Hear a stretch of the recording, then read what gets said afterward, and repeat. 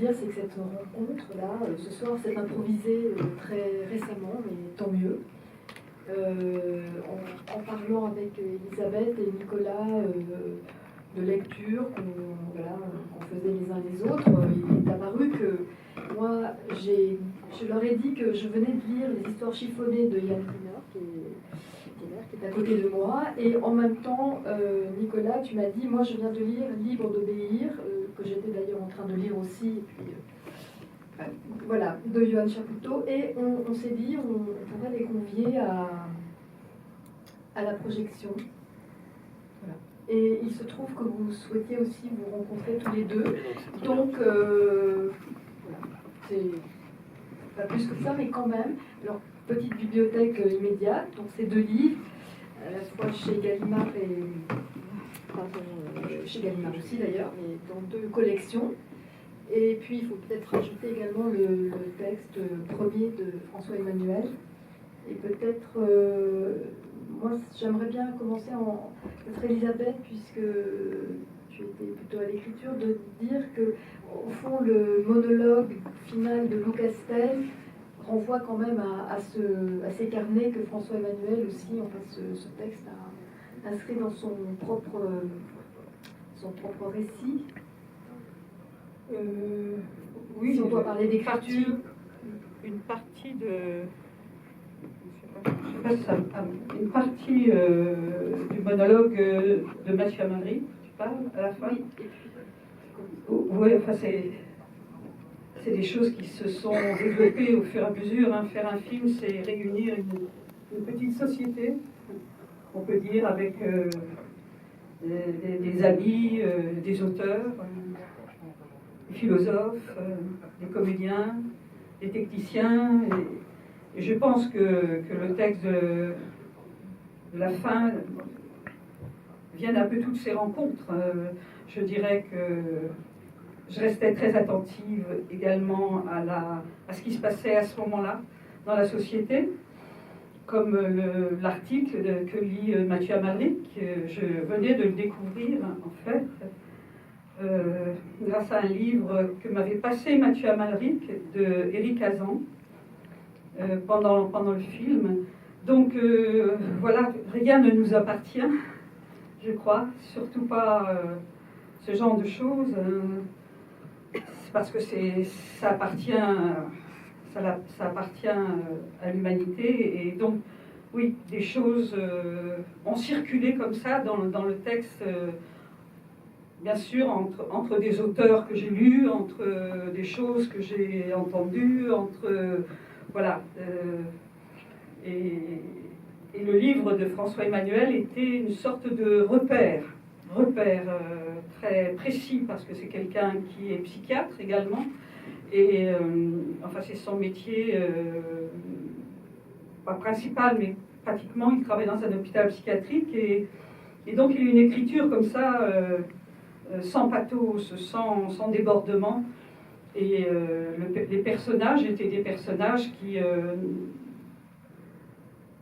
en fait n'était que la pensée de François Emmanuel. C'est-à-dire que ce personnage de Simon s'enregistre après avoir vécu toute cette enquête.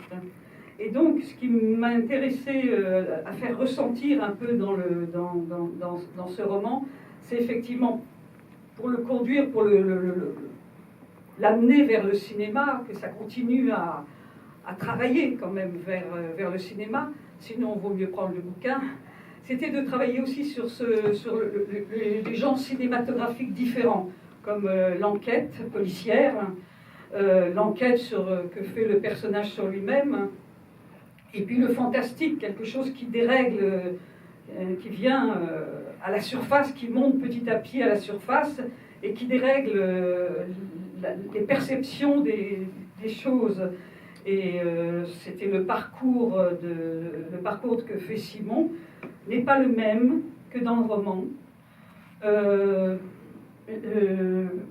pour plusieurs raisons, parce que c'était un parcours qui était beaucoup plus lié, fermé sur lui-même, et non pas ouvert comme ça sur cette communauté des corps dont on entend parler.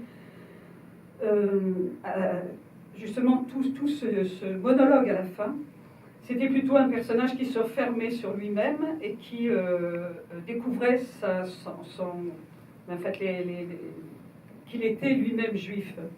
Et j'ai voulu que cette quête personnelle ne soit pas le cœur du film, mais le cœur du film, quand on regarde le genre de film noir, là, alors il y a une enquête, on cherche l'assassin, on cherche le criminel, on cherche le corps. Et là, il s'agissait de raconter un crime de masse. Et donc, ça ne pouvait pas refermer sur un personnage. Voilà, donc c'est surtout vers ces lignes-là que je suis partie. Enfin, partie. Parce que c'est toujours un grand voyage, de voyager à travers l'histoire, même si effectivement le cinéma, c'est ce dialogue constant entre le contemporain et l'histoire.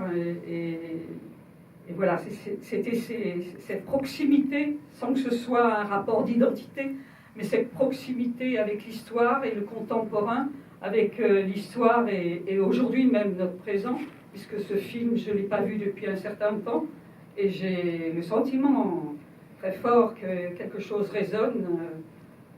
Enfin, j'en tremble encore tant, comme je ne l'ai pas vu depuis quelque temps, tant il résonne avec quelque chose du contemporain aujourd'hui. Et c'est ces résonances-là, cette proximité, comme un plan qui est à côté d'un autre plan, ça ne veut pas dire que c'est identique, mais ça crée une sorte de rayonnement fossile entre ce qui nous vient du passé et ce qui nous arrive et qui se révèle dans notre présent. Voilà, peut-être que j'ai parlé un peu beaucoup, et je suis très... voilà, je pense que c'est important que ce genre de film, ce genre d'abord est porté par des acteurs absolument incroyables, et que c'est des acteurs qui peuvent affronter ce retour absolument insensé de l'histoire et cette lucidité aussi extrême qui peut rendre fou. Voilà, c'est difficile. Précisément sur cette histoire du route d'un retour ou oui, et de la folie peut-être. J'aimerais voilà, connaître votre lecture du film. Est-ce que je sais que vous l'aviez vu ou oui, vous le connaissiez le film? Et là, de l'avoir revu, parce que au fond, les histoires chiffonnées, c'est aussi la tentative dans cet essai, je dirais. Il me semble que ce qui est à l'œuvre dans les histoires chiffonnées, c'est aussi ce qu'on peut trouver dans le film. Donc j'aimerais bien parler du film aussi. Oui, les histoires chiffonnées, c'est une tentative de... Ça marche. Vous pouvez un peu plus fort le son, peut-être? Oui, j'ai parti le faire. Histoire chiffonnée, c'est une tentative de montrer des lignes et des plis de répétition, et pas de choses identiques, mais de répétition dans la langue. Et ce qui m'a... J'ai entendu autrement aujourd'hui, dans le texte du film, c'est ce que vous montrez, je trouve très très bien. À un moment donné, c'est dit comme ça, c'est un texte qui est envahi par un autre texte. Et je pense qu'on a affaire à ça avec des discours d'aujourd'hui, des discours anciens. La répétition, comme le traumatisme, comme l'aveuglement ou l'ignorance, c'est une affaire de discours. On est pris dans des discours, et je trouve que ça, vous le montrez très très bien. Moi, c'est ce qui m'intéresse dans le livre de Yoann Chapoutot. C'est pour ça que je suis très content qu'on puisse échanger aujourd'hui, parce que donc, le sous-titre du livre de Yoann Chapoutot, c'est le management du nazisme aujourd'hui. Ça a déclenché des réactions, vous avez peut-être lu. Il y avait eu certaines réactions au film déjà au moment de la sortie, comme c'est-à-dire des gens qui ne supportent pas que deux époques soient connectées, des connexions entre deux espaces, deux moments soient repérés ou soient mises en lumière. Parce que tout de suite, on est...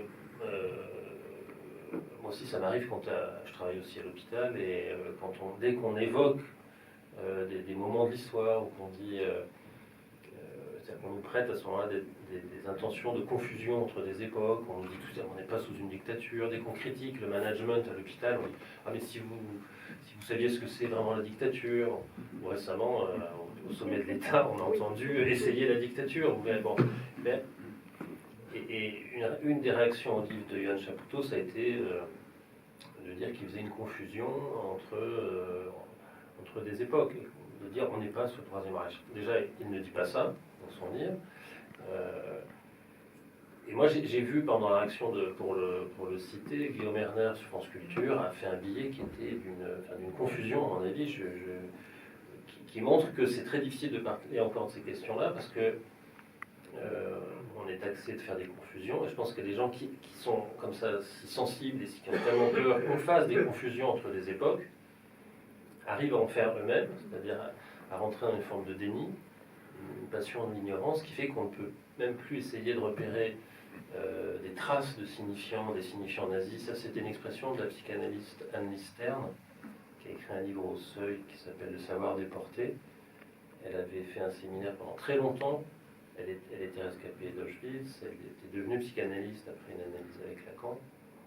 Et elle montrait dans son travail, qui était un travail dans l'intimité de son récit des camps, son séminaire s'appelait « Camp, histoire et psychanalyse, un nouage dans l'actualité ».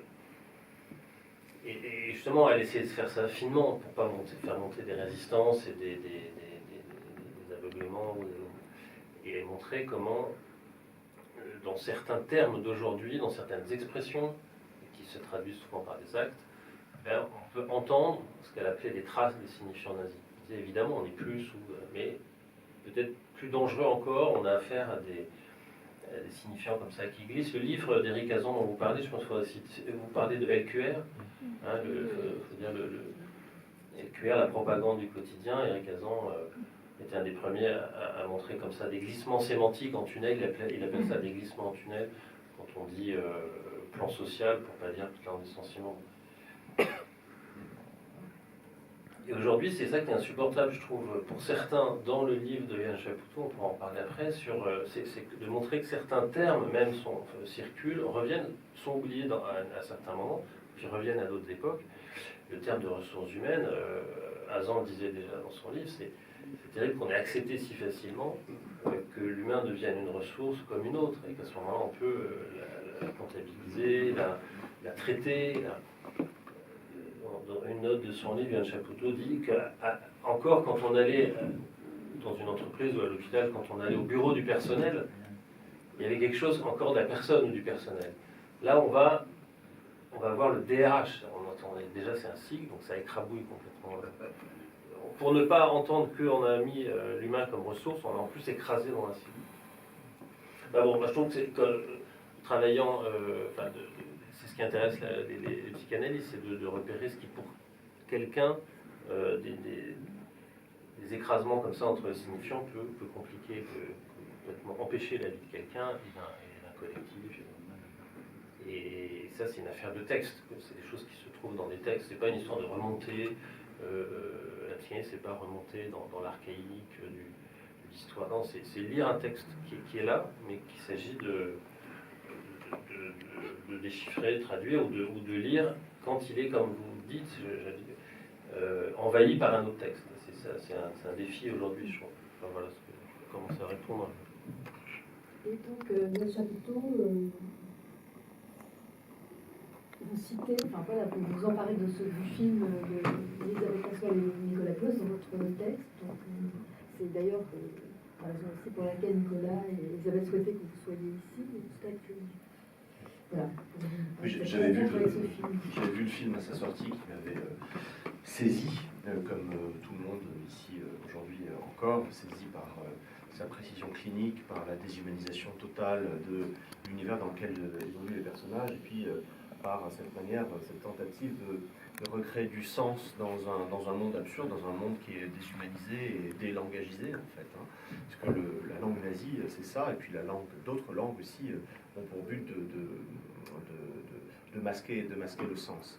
De ce point de vue-là, j'ai trouvé un film d'une force analogue, mais dans un contexte différent, puisque là, on est au cœur de la machine de mort nazie, avec Le Fils de Saul.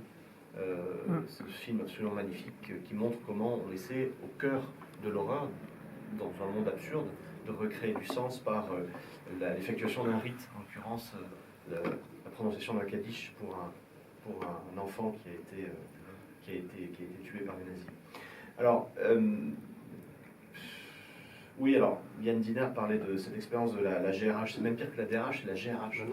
C'est la GRH, donc la gestion des ressources humaines. Alors, bon, là, il faut refaire un petit peu de sémantique, peut-être. Gérer, gestion, ce sont des termes qui ressortissent du quantitatif. Le qualitatif n'a pas à être géré, il ne fait pas l'objet d'une gestion. Donc, si en tant qu'être humain, je suis géré, je suis considéré comme du quantitatif. Ça, c'est une première chose. Ensuite, ressources humaines. Alors, évidemment, vous l'avez dit, Yann Diner, maintenant, c'est totalement accepté, alors que c'est atroce quand on y songe une seconde. Une ressource, c'est un élément matériel qui rentre dans un processus de production, de transformation productive. Voilà. Le charbon est une ressource.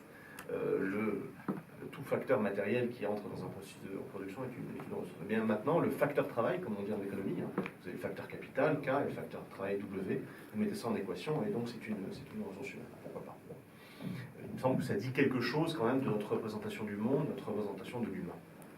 Alors ensuite, il y a la question du nazisme. C'est une question absolument énorme au sens rabelaisien du terme, parce que l'extension et l'intensité des crimes nazis, à partir de l'invasion de la Pologne en 1939, et surtout à partir de l'invasion du Grand Est, à partir de juin 1941, cette intensité, cette extension des crimes nazis, qui ne peuvent pas être rendus même par des chiffres absolus, il faut penser plutôt en chiffres relatifs. Il faut dire, par exemple, que dans les Balkans, vous avez 500 radeaux sur Glane, que sur le front de l'Est, vous avez 5000 radeaux sur Glane. Là, on commence un petit peu à voir certaines proportions, un peu plus justement.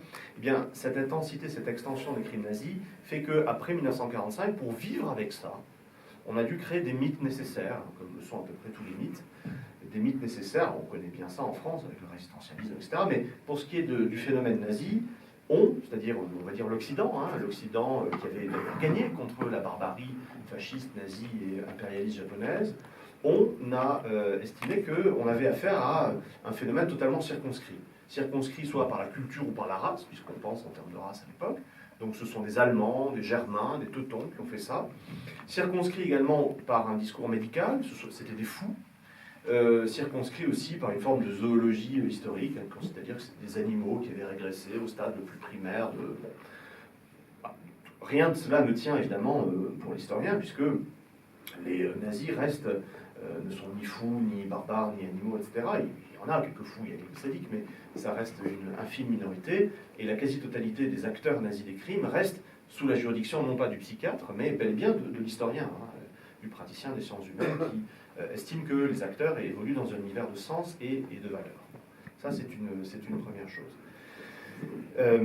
Cette radicale répudiation du phénomène nazi, et on le comprend, manque quelque chose, parce qu'avec l'écrasement de la chronologie, on a tendance, au fond, à faire commencer le nazisme en juin 1941. C'est-à-dire au moment de l'assaut, de cette guerre eschatologique que les nazis mènent contre l'Est pour conquérir un espace vital, c'est-à-dire un biotope, littéralement, Lebensraum, c'est-à-dire biotope, pour assurer l'éternité, la pérennité, voire l'éternité de la race germanique. Or, avant juin 1941, il y a 8 ans de pouvoir nazi, un peu plus, même 8 ans et 6 mois. Et avant cela, il y a 22 ans de parti nazi, puisque c'est un parti qui commence ses activités en 1919. Et cette histoire-là, c'est l'histoire d'une théorisation, d'une pratique militante, et ensuite d'un pouvoir qui a développé une expérience d'ingénierie sociale, parfaitement cohérente, explicite, qui consistait à régénérer le peuple allemand dans un contexte social darwinien de lutte des races entre elles, ces races, ces espèces, puisque les races sont des espèces animales, ces espèces qui étaient en lutte depuis des millénaires pour la maîtrise des espaces, des approvisionnements et de la nutrition. Bon. Tout cela était bel et bien pensé et voulu. Et ce qui est cité dans ce film ici, c'est d'abord et avant tout, avant même la Shoah, qui rentre ensuite dans ce contexte-là. Mais tardivement, les projets nazis d'extermination d'un peuple entier ne sont pas actés avant décembre 1941. Auparavant, c'est même impensable pour les nazis les plus radicaux de tuer 11 millions de personnes, puisque, in fine, ils estiment qu'il va falloir assassiner 11 millions de personnes, hein, dans le cadre de l'extinction de la judaïté européenne. Les plans nazis, jusqu'à l'été 1941, c'est l'expulsion, c'est l'émigration forcée, c'est faire en sorte que le biotope germanique soit judenfrei, libre de juifs. Auparavant, la criminalité nazie vise d'abord et avant tout des éléments de ce qu'on appelle la communauté raciale, de la communauté de race germanique, qui sont non performants, non de gigantesques opérations sociotechniques, on va dire, de zootechnie, littéralement. Premièrement, à partir de juillet 1933, avec la loi de stérilisation obligatoire, eh bien, la castration forcée de 400 000 personnes, 400 000 individus qui en seront victimes sur 12 ans jusqu'en 1945.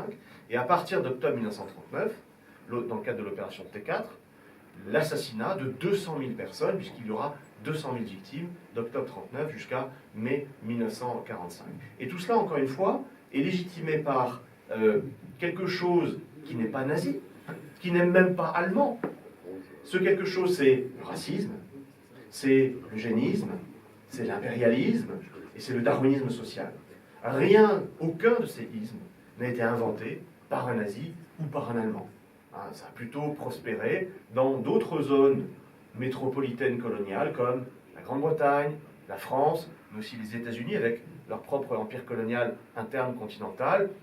Bref, cette Europe occidentale qui est notre temps et notre lieu et dont les nazis, hélas, participent et dont ils incarnent et ils réalisent les potentialités les plus dévastatrices et les plus criminelles dans un contexte particulier.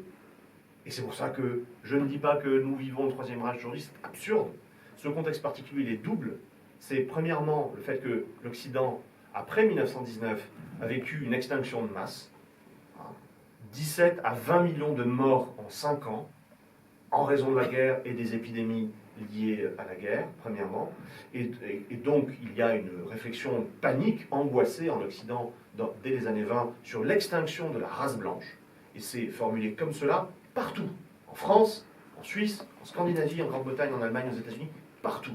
L'extinction de la race blanche par rapport à la croissance démographique des autres races, puisque, encore une fois, c'est jusque dans les années 60, en France encore, que l'on pense la réalité humaine en termes de race. Ça, c'est le contexte occidental en général. Et vous avez un contexte allemand en particulier, qui est celui, évidemment, de la défaite, de l'extinction de masse aussi, avec les 2 500 000 morts de la Grande Guerre, si on ajoute les morts militaires et les morts civiles, et ce contexte allemand encore singulier, qui est ce contexte de sortie de la transition démographique, qui avait été explosive jusqu'en 1914-1915, puisque l'Allemagne avait gagné 27 millions d'habitants en 40 ans, depuis 1871, et qu'elle commence désormais à en perdre. Donc vous avez un contexte d'obsidionalité, de panique, d'angoisse démographique, d'ordre vraiment eschatologique, c'est-à-dire apocalyptique, auquel les nazis viennent répondre.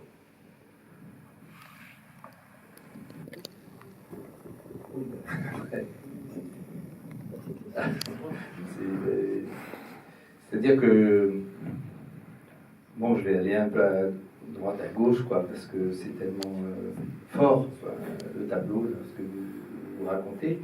Je vais reprendre sur l'histoire de la confusion, parce que quand le film est sorti, on a été extrêmement attaqué, c'est sûr, par Erner aussi, Guillaume Erner également. Guillaume Erner, le journaliste qui a... Et aussi, je ne sais pas de leur nom, enfin, peu importe, avec cette idée de vous dites que ceci égale cela. J'aime même un critique des Cahiers du cinéma que je connaissais bien, qui vient me voir au Festival de Cannes, parce qu'on était à la quinzaine, et qui dit comment tu peux dire une seconde qu'il y a un lien entre les nazis et l'extermination des juifs et les camions de migrants. Voilà, donc ton film, c'est terrible, c'est pas possible, comment on a pu produire un film pareil, etc. Alors, moi, je suis quand même très étonné, parce que, bon, nous, on est cinéastes, on n'est pas historiens ni journalistes, mais quand même, bon, on aime beaucoup, enfin, comme beaucoup de gens, le cinéma de Jean-Luc Godard, Et s'il y a bien une chose dont Godard parle, c'est que le montage, c'est un rapport. C'est-à-dire on crée un rapport entre des choses. Une époque, une autre époque. On ne dit pas ceci égale cela, on travaille, on met un plan à côté d'un autre, une époque à côté d'un autre, et on voit qu'est-ce que ça génère comme rapport, et puis on pense, on réfléchit. Enfin, on est traversé par ce rapport que le cinéma peut faire, et que peut-être c'est beaucoup plus difficile. Enfin, disons que c'est peut-être l'art du cinéma et profondément un art du montage. Donc cette question des époques et des rapports va jusque dans la fabrication même du film, de plan par plan. Pourquoi on est toujours dans ce film sur un champ contre champ? Pas nécessairement un champ contre champ comme ça, mais ça peut être aussi un champ contre champ horizontal pour pas renverser la perspective. Donc le travail sur le champ contre champ est extrêmement présent. Alors dans ce que vous dites, moi je suis très heureux d'entendre ça, parce que le film s'appelle La question humaine et pas la question juive, ce qui est extrêmement fondamental, et que j'entends les noms. Quand j'entends les noms à la fin du film, moi, aujourd'hui, on aurait fait ce film, j'aurais ajouté des noms d'origine musulmane, j'aurais élargi africain, enfin, parce que cette question humaine, et quand vous dites que c'est quelque chose qui était à l'œuvre avant les nazis, bon, à travers la colonisation, à travers les Portugais, à travers... Bon, voilà, c'est une histoire de l'Occident qui est tellement... et des gitans, bien sûr, des homosexuels, enfin, c'est une histoire tellement catastrophiquement occidentale que l'expression qu'Elisabeth et moi, on utilisait tout le temps pendant le travail, c'est que c'était le rayonnement fossile du contemporain. C'est qu'on entend... On voulait, dans ce film, essayer de faire un film qui serait un peu... un effet, enfin, filmer ce rayonnement fossile du contemporain, et nous on nous a renvoyé en pleine tronche en permanence. Oui, mais vous ne pouvez pas comparer le nazisme, etc. Et en fait, c'est pas, moi en voyant le film, c'est pas un film sur le nazisme. Je trouve que c'est pas du tout un film sur le nazisme ni sur les juifs. C'est là que je suis. C'est un film sur le contemporain. Et d'ailleurs, le contemporain, c'est La question humaine, c'est le troisième film d'une trilogie que Elisabeth et moi on a fait, qui s'appelle la trilogie des temps modernes, qui commence par un film qui s'appelle Paria, qui se passe beaucoup dans le monde de la rue. Ensuite, la blessure, qui se passe beaucoup du côté des personnes qui vivent sans interdit de séjour, des clandestins, comme on dit aujourd'hui, enfin, je sais plus, des migrants aujourd'hui, mais à l'époque on disait des clandestins. Et les rapports avec la police. D'ailleurs, à un moment donné, on voit les personnages, Simon et ses amis. Il y a une rafle dans un passage, et les personnes qui sont raflées sont les personnes de La blessure, qui est le film précédent. Donc c'est vrai que c'est une sorte ces deux premiers films, c'est des films qui se passent du côté du monde pauvre, du côté et celui-ci, c'est un film qui se passe du côté du monde riche, et dans lequel je vois aussi la tentative, le champ contre champ, sans arrêt, qui se construit entre le monde riche et les ouvriers, parce que le monde du travail, qu'on ne montre pas au travail, mais par exemple, c'est le chanteur de flamenco, les gens qui sont autour de lui, c'est des ouvriers portugais, souvent à la retraite, ou dans l'autobus, à un moment donné, il y a d'autres corps que les corps riches, et ces corps raflés. Donc je pense que le meurtre de masse dont parle Elisabeth, et qui vient de très loin, est un meurtre, aujourd'hui, on le voit pas qu'en Occident, enfin, les gens qui sont dépossédés de leur pays, enfin bon, on a été souvent aussi en Palestine, c'est terrible.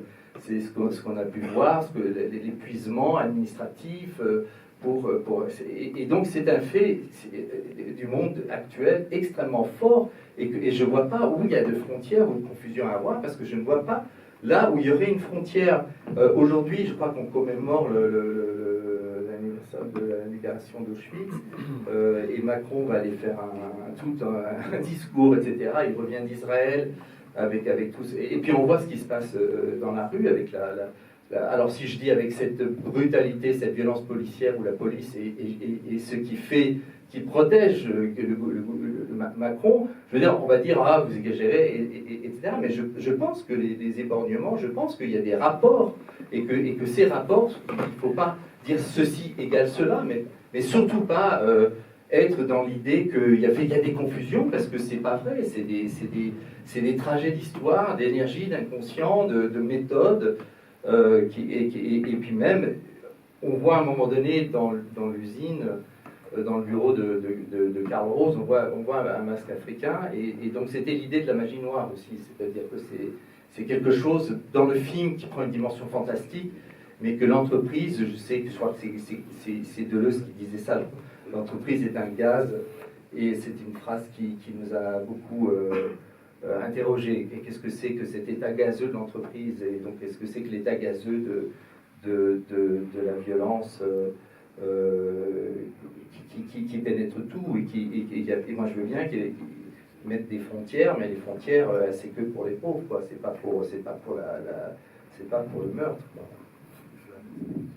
Ce que je voulais dire par rapport à vous écouter, vous, historien, philosophe, je ne sais pas s'il faut dire historien, philosophe, c'est-à-dire qu'il y aurait un danger énorme à isoler un événement aussi catastrophique qu'a été la Shoah, de l'isoler sans continuer à s'interroger en tant qu'historien, en tant que philosophe, et puis en tant que nous-mêmes, chacun de nous, et sur l'époque où effectivement il y a un avant, il y a un après, il y a un pendant, un après, et que il ne faut pas l'isoler et uniquement faire des commémorations comme si quelque chose était clos, fini, sous cloche, et non, justement, c'est comment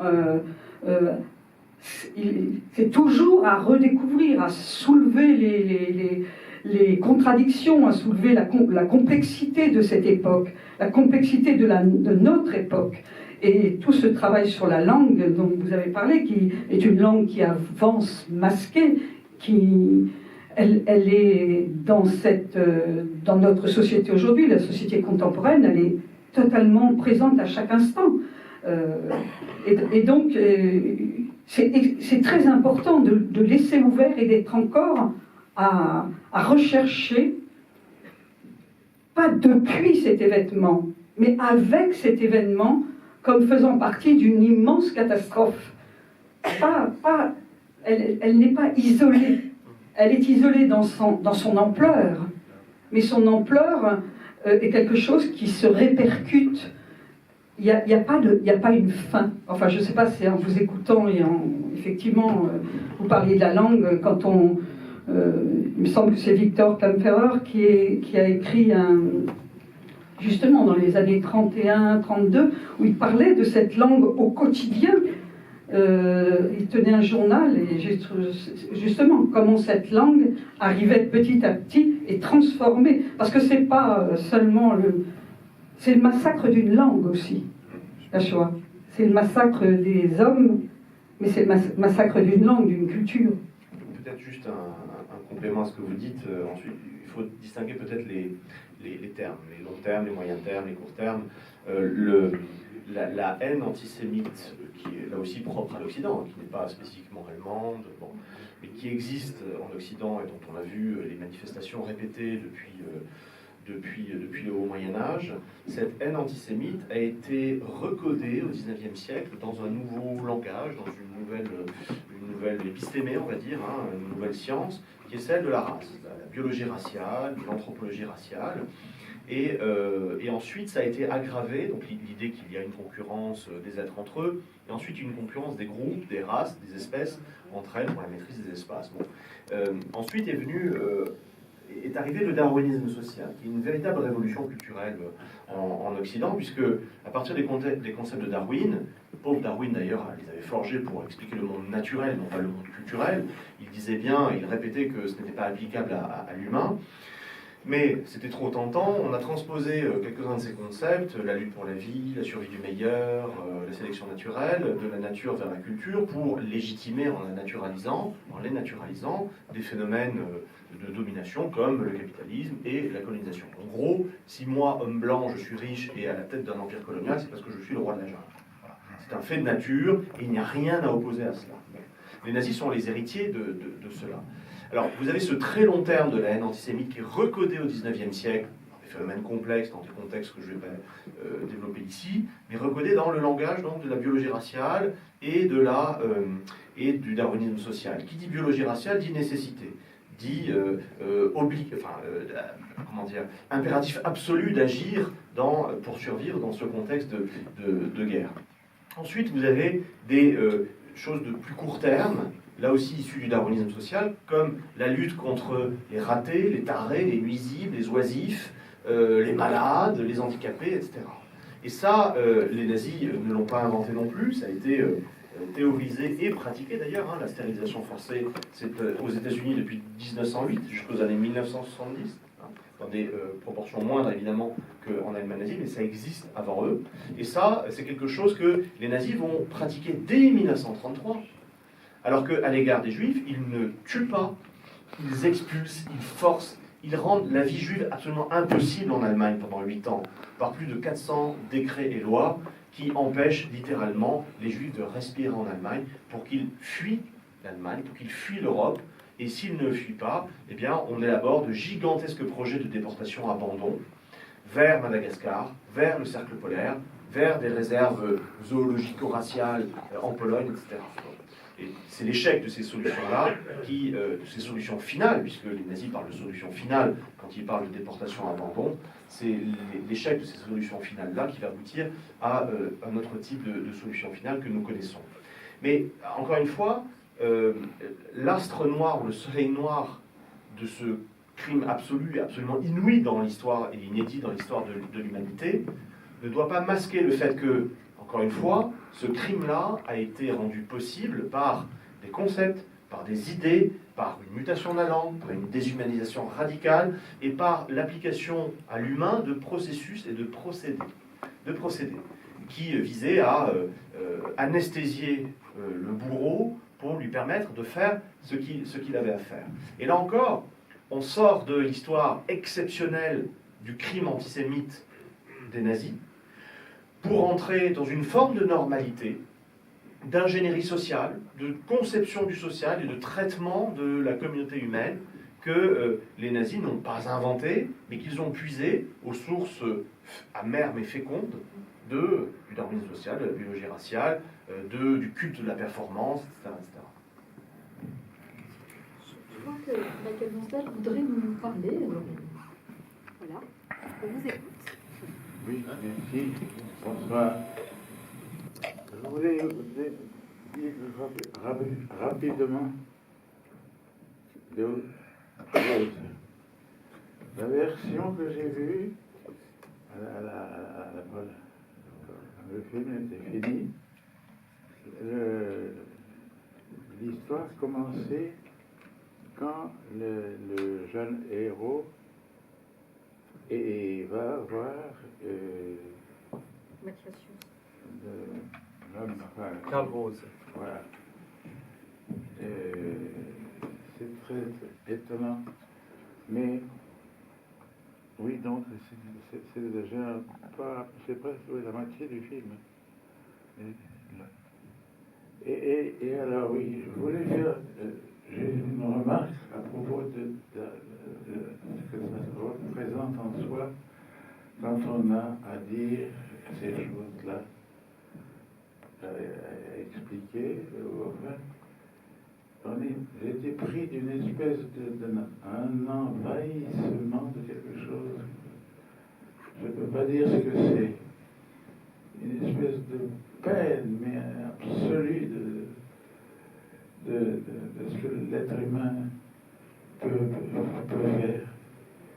Et c'est très impressionnant, parce que j'ai failli éclater en sanglots plusieurs fois. Quand je l'ai lu une fois devant 50 personnes, c'est pour dire il ne faut pas se dire, bon, c'est la fin du monde, non, pas du tout. Mais c'est bon de savoir que des choses comme ça existèrent et pourraient revenir dans le monde où nous allons. Voilà, en tout cas, je voulais dire cette chose que très impressionnant certains rôles pour dire le plaisir d'être mêlé à ça. Pour faire ça, un petit travail comme ça je sais pas comment dire, enfin, dire que je suis un peu naze ce soir. Et voilà, merci en tout cas, c'est formidable de nous montrer ça. Mais Michael, je me souviens extrêmement bien de ce moment de ce monologue, toute cette peine dont tu parles, comment tu as tellement généreusement offert ton être à ce moment-là. Et c'est de ce moment-là que je parlais tout à l'heure, parce que tu avais détruit le texte complètement, il était en 1000 morceaux. Et Mathieu se demandait ce qui allait se passer. Et dès que la caméra a commencé à tourner, voilà, on a fait 2 fois. Oui. On sent t'es complètement habité. Et on sent aussi ce qui vous lie, ce qui te lie, parce qu'il lie Mathias Just à Karl Rose, et aussi l'acteur. Michael Monsdal à Jean-Pierre Calfon. Vous n'avez aucune scène ensemble, mais dans cette scène, on a l'impression que vous vous connaissez tellement bien. Le Calfon qui est hors champ est complètement dans la scène en même temps. Et il y a quelque chose là entre vous deux, d'autant plus que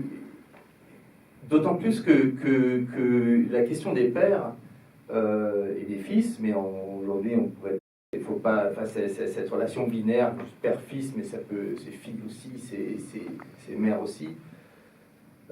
Mais disons, au moment où on faisait le film, on pensait beaucoup à Pasolini et à cette manière dont Pasolini, donc sa génération à lui, parlait de la tragédie grecque en expliquant que dans la tragédie grecque, les fils doivent toujours payer pour la faute des pères de génération en génération. Et il se demandait, donc vous êtes les pères, mais vous êtes les fils également, puisque les Bensborn d'un côté et puis ton père de l'autre, dont parle Valérie Gréville, et que donc Pasolini se pose cette question: quelle est la faute que les pères ont commis et que les fils doivent payer de génération en génération? Et sa réponse, c'est d'avoir permis l'avènement du fascisme. Et donc c'est une vraie question. C'est une vraie question avec laquelle on a affaire. Je crois de plus en plus. Et ce qui est très, très fort dans la scène où le personnage de Simon va rencontrer Mathias Just, Oui.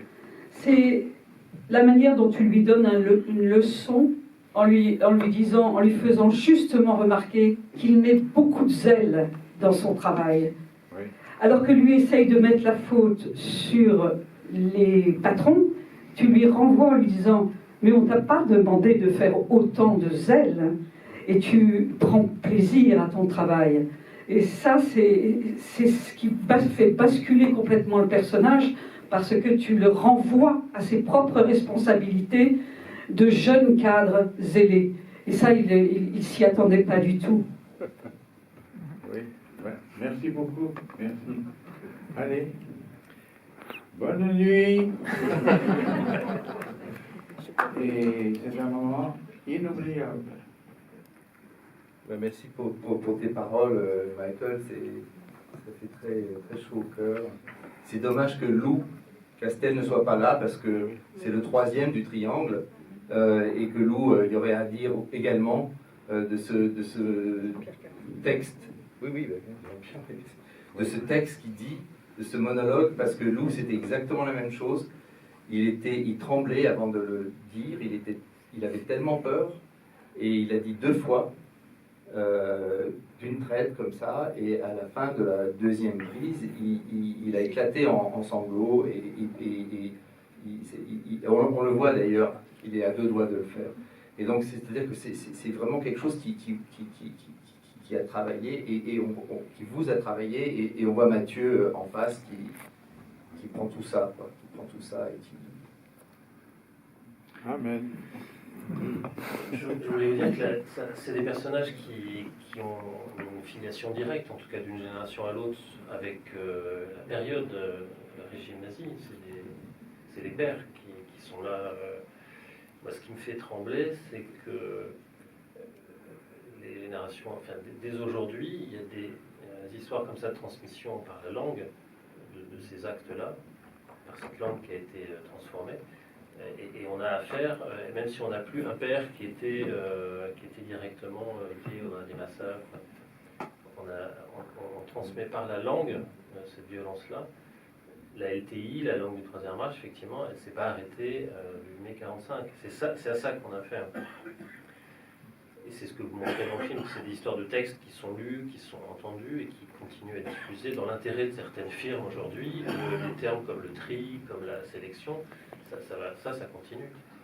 Moi, je ne suis pas philosophe, je pratique la psychanalyse et c'est ce que j'entends tous les jours. C'est des gens qui sont écrabouillés dans leur lieu de travail par des termes qui sont complètement banalisés. Et quand leur DRH leur dit ben oui, vous êtes de ce côté-là du tri, ou dans le champ de la santé, on l'a vu récemment avec une récente biographie d'Asperger, le docteur Asperger, dans le champ médical, la LTI continue, mais vraiment tous les jours, mais complètement banalisée, recyclée. Et c'est ça qui est difficile à repérer, et votre film y contribue. Merci beaucoup, Michael, de ta venue. On pourrait faire un film avec des firmes d'aujourd'hui qui n'ont pas lié à une histoire directe avec le nazisme, qui aurait d'autres noms, et c'est peut-être plus difficile de l'entendre, mais quand les patrons de la société Orange, et encore une fois, on ne les traite pas de nazis, on repère que dans leur discours, il y a des choses qui ressortent, qui se répètent. Quand un haut cadre d'Orange disait « mais non, mais je lui ai pas dit de... » On lui disait « oui, tu vas sauter, tu vas bientôt sauter ». Et on lui répétait ça tous les jours. Et il a sauté par la fenêtre, mais nous, on ne voulait pas dire ça. Voilà. Tout ce qu'il avait à plaider, c'est que l'enjeu était sur la langue. C'est ça qui est intéressant dans le procès de... C'était à chaque fois, on n'a pas dit ça. On ne lui a pas dit de sauter par la fenêtre, on lui a dit qu'il allait sauter. De la même manière qu'à l'époque, on a commencé à écrire le scénario, il y avait beaucoup de jeunes cadres qui se suicidaient. Il y avait beaucoup de drogue, par exemple, dans les... la plupart des acteurs que vous voyez autour de Mathieu Amalric sont des cadres. Ce sont de vrais cadres, et c'est eux qui ont appris à Mathieu comment mettre sa cravate, comment mettre son costume, et qui ont dit, voilà, nous on fait des sortes de rituels de cérémonies comme ça, où on s'explose, parce qu'il y a une telle tension, une telle compétitivité entre nous, qu'on devient des soldats et qu'on est toujours prêt à dégommer celui qui est à côté de nous. Et donc il y avait beaucoup de suicides à ce moment-là, de jeunes cadres qui prenaient de la drogue aussi, qui prenaient beaucoup de drogue. Et ce que montre le livre de Johan Chapoutot, c'est que c'est aussi dans des termes, dans le management moderne, il y a des termes comme ça, ne serait-ce que l'idée de supériorité, c'est qu'on est plus productif si on est supérieur aux collègues. Et ça flingue vraiment des gens dans le monde, je ne sais pas si toutes les entreprises sont gazeuses, mais il dit ça où, Deleuze? Je crois que c'est dans Pour parler. L'entreprise n'est pas une âme, c'est un gaz. N'a pas d'âme, c'est un gaz. Je ne me souviens pas exactement de la phrase, mais c'est dans Pour parler.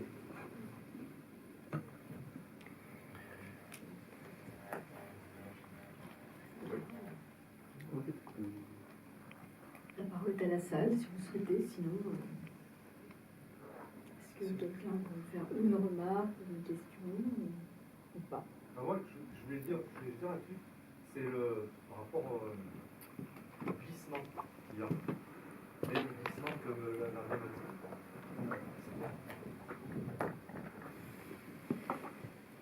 Oui, bonjour, je m'appelle Yassine. Je voulais vous dire, c'est par rapport au glissement que vous avez dit. Mais qu'est-ce que vous voyez, vous, en tant que philosophe ou, je ne sais plus, spécialiste du nazisme, qu'est-ce que vous voyez aujourd'hui?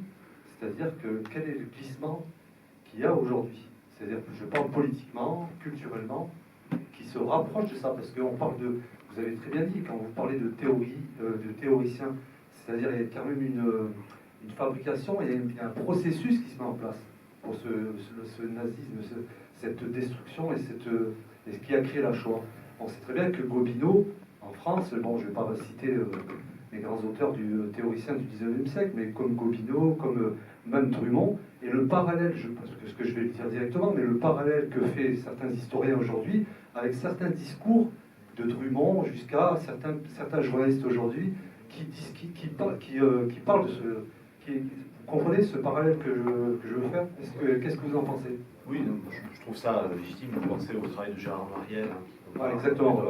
Édouard Drummond, l'auteur de La France juive en 1886, un polémiste contemporain du nom d'Éric Zemmour. Bon, c'est parfaitement légitime, et effectivement, Gérard Mariel montre très clairement comment il y a homologie de structure entre le discours de l'un et le discours de l'autre. Très bien. Moi, j'aimerais reprendre votre question et avec ce que disait Yann Diner tout à l'heure. Quand on dit que par exemple, les patrons de France Télécom sont des violents et des darwinistes sociaux qui poussent au suicide, etc. On ne les traite pas de nazis, mais parce qu'on ne traite pas les nazis non plus de nazis, si vous voulez. C'est-à-dire que les nazis, encore une fois, incarnent et réalisent des choses qui leur préexistent. La guerre de tous contre tous, l'obsession absolue de la performance, la radicale dévaluation de l'humain qui n'est pas considéré comme un être valable de manière absolue, mais valable uniquement de manière relative, c'est-à-dire référé à sa productivité, sa rentabilité, sa performance. Tout cela, ça leur préexiste. Alors eux, ils s'en saisissent dans un contexte très particulier et ils agissent de manière très violente avec ces idées-là, mais ils ne les ont pas inventées. Donc quand un individu comme M. Lombard, qui présidait France Télécom et qui devait transformer les PTT, c'est-à-dire une fonction publique, en Orange, c'est-à-dire un acteur du capitalisme mondialisé, agressif, dynamique, etc., en liquidant 22 000 employés, au prix même de suicide qui était parfaitement assumé comme perte légitime dans le process, parce qu'on ne parle pas de processus, mais de process, cet homme-là ne fait que réactualiser des choses que les nazis ont actualisées, incarnées et poussées jusqu'à leur paroxysme. Et vous pensez à Hannah Arendt avec la banalité du mal? Alors, oui et non, parce que c'est là que ça se complique un peu. C'est que à partir de 1941, la guerre raciale, biologique, eschatologique, est véritablement une guerre apocalyptique, les nazis le disent comme cela. Ils rentrent, une valence et une conviction idéologique qui est incompatible avec ce que Hannah Arendt a cru voir d'Eichmann à Jérusalem. Parce que Hannah Arendt s'est fait avoir à Jérusalem par Eichmann. Eichmann a joué un rôle, le rôle du parfait abruti, du rouage qui ne faisait qu'obéir aux ordres. Et Eichmann a voulu sauver sa peau en jouant le rôle que l'on attendait qu'il jouât. Eichmann, d'ailleurs, dans son procès à Jérusalem, confirme pleinement son antisémitisme parce qu'il se dit que si les Juifs ne l'ont pas abattu à Buenos Aires comme il l'aurait fait lui-même à l'égard d'un ennemi, eh bien c'est que les Juifs sont décidément d'incurables ratiocineurs rabbiniques avec lesquels il est possible d'argumenter, de contre-argumenter et qu'il est loisible de prendre à leur propre jeu. Donc il a joué ce rôle-là. Hannah Arendt est tombée dans le panneau parce qu'il voulait bien tomber dans le panneau aussi pour plein de raisons, mais la banalité du mal ne s'applique pas du tout à un Eichmann, qui est bien plus que cela. Ce n'est pas qu'un petit, un petit comptable et un petit cadre moyen et médiocre, c'est aussi un criminel idéologique parfaitement convaincu. Non, mais en même temps, elle précise, après je ne vais pas kidnapper la parole, je vais presser, mais elle précise bien aussi que, je crois que c'est Yehudi Menuhin qui le rajoute aussi, quand il dit ce qui s'est passé en Allemagne, qu'on écoutait Bach, on écoutait les plus grands poètes et les plus grands philosophes, comment on a pu en arriver là? Et si on a pu en arriver là, c'est que ça peut arriver à tout le monde. Alors, en gros, quoi. Là encore, oui et non, parce que ça dépend ce que l'on entend par ça. Ça a pu arriver, ça peut arriver. Une Shoah et un génocide de masse à l'échelle où les nazis l'ont pratiqué, sincèrement, je ne pense pas.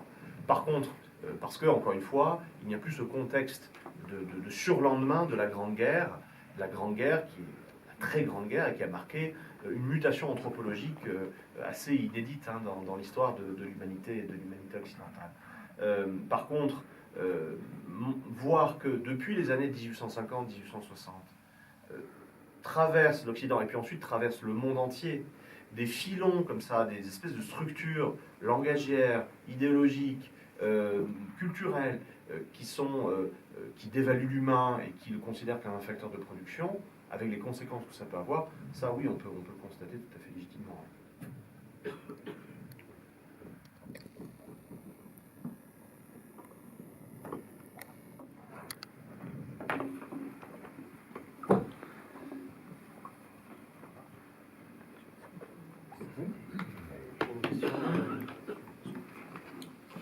Allez-y, sans micro. Là.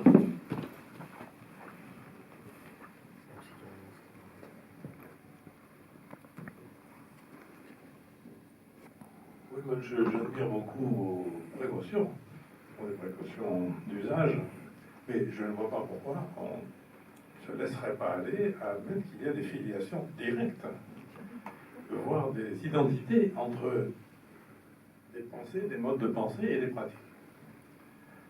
Et je n'ai pas pu m'empêcher parce que j'ai assisté quelque temps au séminaire de Yann Diener sur Heidegger,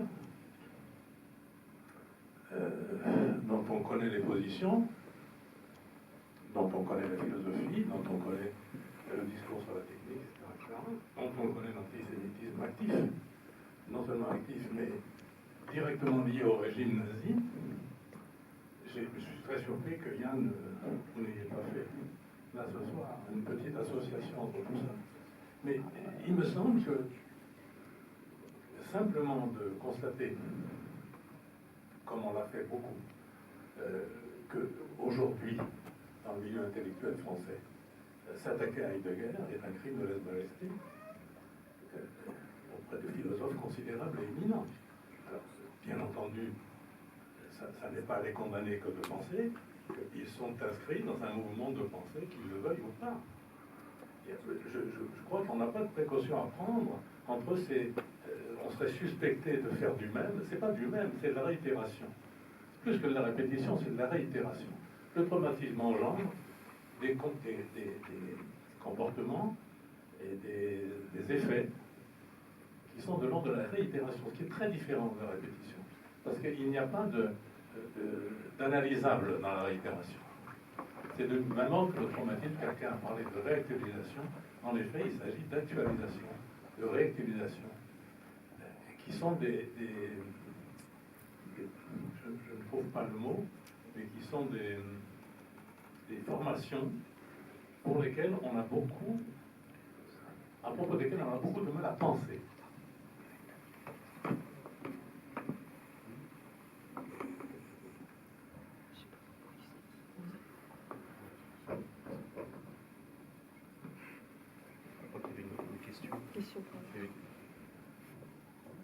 Vous avez une question, madame?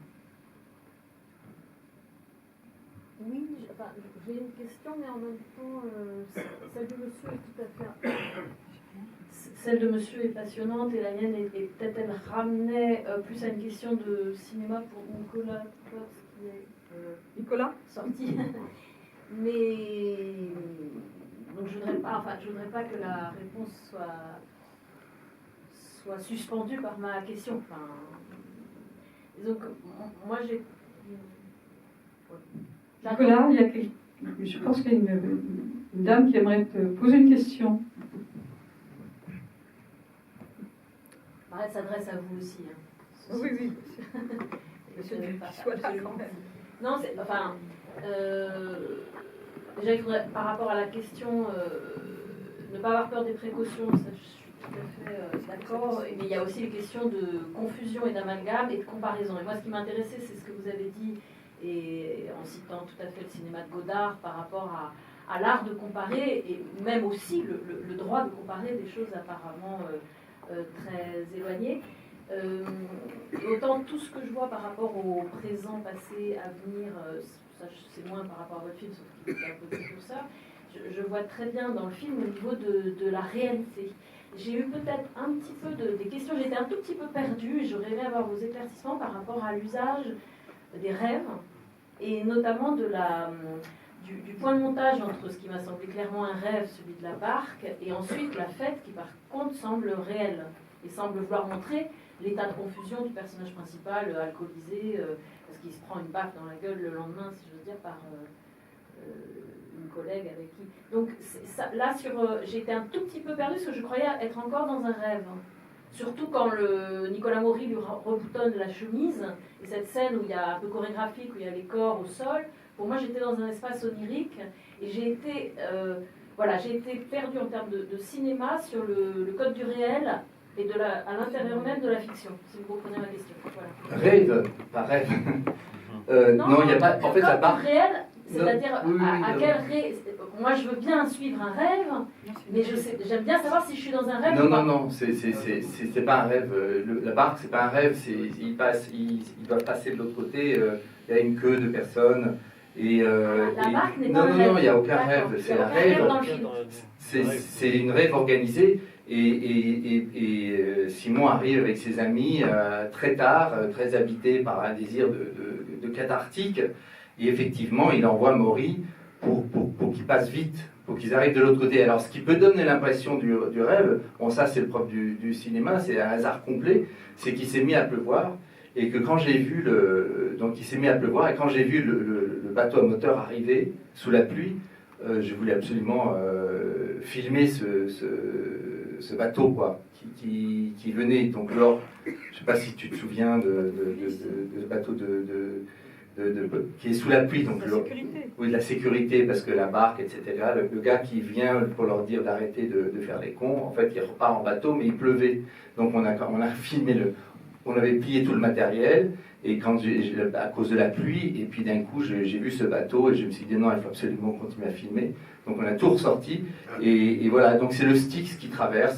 C'est une nuit de rêve, pas de rêve. Il n'y a pas du tout de rêve. Non, il n'y a pas de rêve. Et le seul rêve qu'il y a dans le film, il y en a un seul. Oui, c'est quand Malric se réveille après dans le lit. Voilà, c'est une superposition, c'est une superposition d'un hangar au Mans, enfin qu'on a trouvé, où il nettoie la merde, où on récupère les chaussures, et où il y a des espèces de figures comme ça de la Bosnie qui tapent, de miliciens plutôt liés à la Bosnie, à la guerre avec les Serbes, etc. Enfin, la guerre civile, quoi. On superpose différentes choses, et Amalric se réveille, mais il n'y a pas de frontière. C'est que le rêve, la question du rêve, il n'y a rien qui annonce que c'est un rêve ou pas un rêve, c'est juste que lui se réveille. Parce qu'un cauchemar, il est fait pour se réveiller. Mais la rêve, autant pour moi, c'est ma propre confusion que j'ai projetée sur le film. C'est bien que vous soulevez la connexion entre les rêves et la rêve, c'est ce que cherchent les gens qui font des rêves parties. Il y a un livre qui est sorti qui parodie le titre de Freud, L'interprétation des rêves, qui s'appelle L'interprétation des rêves et écrit RAVE.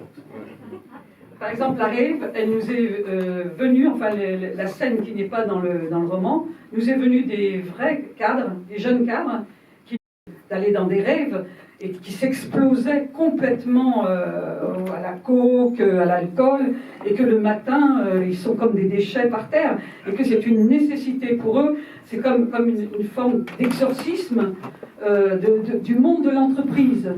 Et quand Mathieu Amalric est lavé, etc., vous voyez, il y a des gitans qui passent, qui ramassent les trucs. Mais ça, c'est une scène qui nous a été racontée plusieurs fois par des jeunes cadres. Voilà, ceux que vous voyez d'ailleurs dans le film, et qui connaissaient toutes ces pratiques, toutes ces cérémonies, où ils deviennent des locs, et ils sont très heureux d'être des locs au matin. Oui, il y a même il y a une référence, mais bon, ça aussi c'est au Japon, c'est les hommes d'affaires, enfin, nous avaient raconté comme ça, que quand ils se bourraient la gueule et qui comme ils habitaient loin de leur logement, ils se débrouillaient, ils buvaient énormément, et on les retrouvait le matin vraiment ivres-morts, et qu'il y a des gens qui venaient avec des chemises propres pour leur donner des chemises propres pour repartir au travail, qui se lavaient. Donc il y a quelque chose d'une espèce d'hyper-capitalisme comme ça, et de liens totalement moyenâgeux en même temps, entre Nicolas Maury et Amalric, avec ce danseur qui danse, parce qu'il y a aussi l'état des corps et la danse qui est une forme de conjuration permanente à travers le film.